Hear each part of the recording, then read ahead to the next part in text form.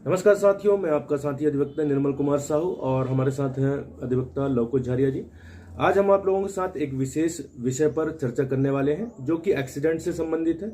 अधिकांश तौर से देखा जाता है दोस्तों कि जब कभी एक्सीडेंट हो जाता है तो उस व्यक्ति का जब एक्सीडेंट होता है तो वह अपने मुआवजा प्राप्त करने के लिए वह ट्रिब्यूनल्स में जाके केस फाइल करता है। जब वाहन ज्ञात होती है, वाहन की जानकारी होती है, व्यक्ति की जानकारी होती है कि किसने टक्कर मार दिया, तो वह जनरली 166 और 161 या 62 के तहत जो मोटर व्हीकल एक्ट के तहत वो ट्रिब्यूनल में केस फाइल करता है और मुआवजा प्राप्त करता है।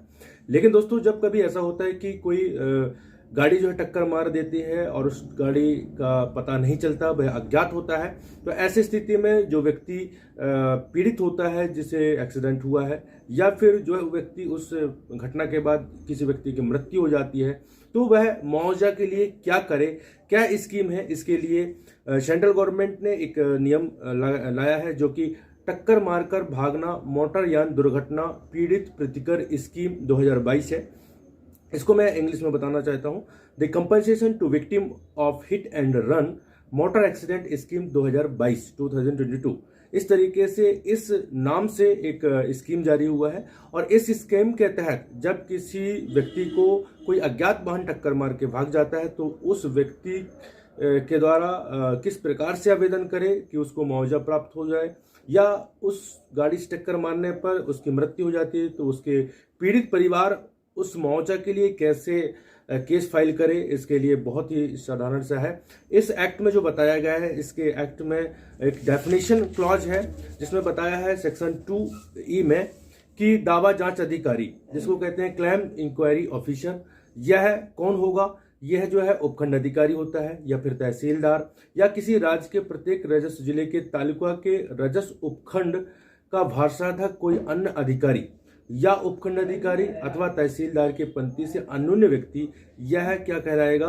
दावा जांच अधिकारी कहलाएगा। दूसरा है दावा निपटान आयुक्त, इसमें दावा निपटान आयुक्त भी है।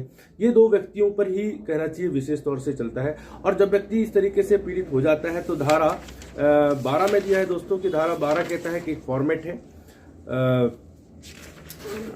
धारा 20 के तहत दावा आवेदन करने की रीति, व्यक्ति किस तरीके से आवेदन करे।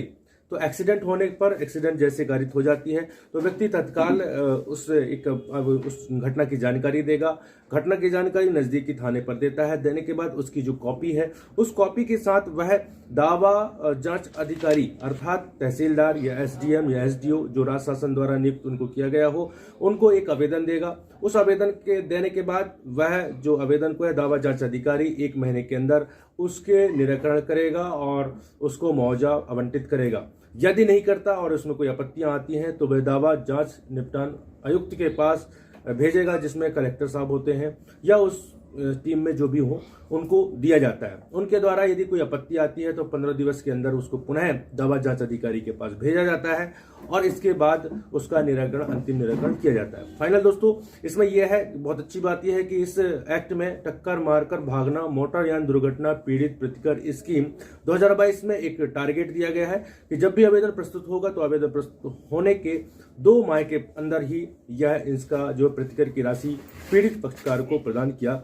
जाएगा। इसमें दोस्तों एक चीज और है कि जिस व्यक्ति का एक्सीडेंट होता है तो उसे फ्री उपचार भी करवाने का है। किसी हॉस्पिटल में जब उसकी उपचार जारी होती है तो वहां पर उसका कैशलेस कहना चाहिए ट्रांजैक्शन होता है और इसमें वह इस स्कीम के तहत जो प्रतिकर राशि होती है उसी प्रतिकर राशि से उसका वहां भुगतान भी होता है। तो ये भी एक विस्तृत इसकी विवेचना है। इसमें दोस्तों अभी हमने जो है इसका शॉर्ट से बताया है, एक संक्षिप्त में हम आपको जानकारी दिए हैं। इसकी विस्तृत जानकारी हम अगली वीडियो में देंगे। इस जो है टक्कर मारकर भागना मोटरयान दुर्घटना पीड़ित प्रतिकर स्कीम जो 2022 का है, इसमें टोटल जो है 24 धाराएं हैं।